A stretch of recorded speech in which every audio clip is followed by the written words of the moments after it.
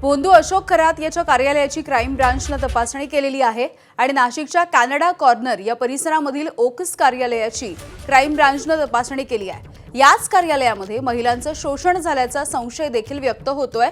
पोलिसांनी पीडित महिलांना सोबत घेऊन या कार्यालयाची तपासणी केली। तसंच या कार्यालयामधून अनेक जमिनींचे व्यवहार देखील झाल्याची माहिती पोलिसांना मिळाली आहे।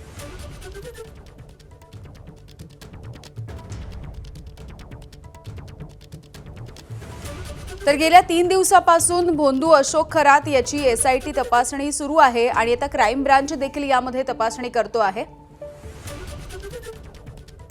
कारवाईला सामोरं जाणाऱ्या अशोक खरातचे एक कारनामे उघडकीस येत आहेत। शेकडो कोटी रुपयांची त्यांनी मालमत्ता कशी जमवली, संपत्ती कशी केली, याबाबत अनेक तर्कवितर्क लढवले जात आहेत, अनेक चर्चा सुरू आहेत आणि बहुतांश ठिकाणी त्यांनी फसवणूक केलेली आहे आणि जमीन लाटल्याचा देखील प्रकार समोर येतोय। आपल्याबरोबर आहेत विलास जाधव यांचे बंधू कैलास जाधव यांनी एका त्रयस्थ व्यक्तीकडनं जमिनीचं खरेदी करण्यासाठी साठेकट केलेलं होतं, मात्र ती जमीन खरेदी झाली नाही काही कारणाने आणि त्या जमिनीवर कब्जा घेतला तो अशोक खरात यांनी। नेमकं काय घडलं, तुमचे बंधू कुठे आहेत? ज्या टायमाला बंधूंनी साठेकट केलं होतं तर त्या एकत्र खातं असताना बंधूंना खरेदी मारता आली नाही, ही बाब कॅप्टन खरात यांना कळाली।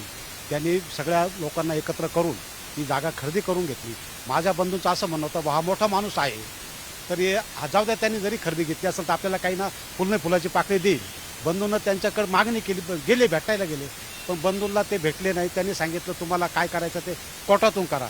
बंधू कोर्टात गेले, कोर्टात गेल्याच्या नंतर केस दाखल केली। केस दाखल केल्यावर 19/12/2022ला ह्या जागेवर स्टे ऑर्डर मिळणार होती, पण तो स्टे ऑर्डर मिळायच्या आतच 17 डिसेंबर 2022चा भावाचा घातपात झाला।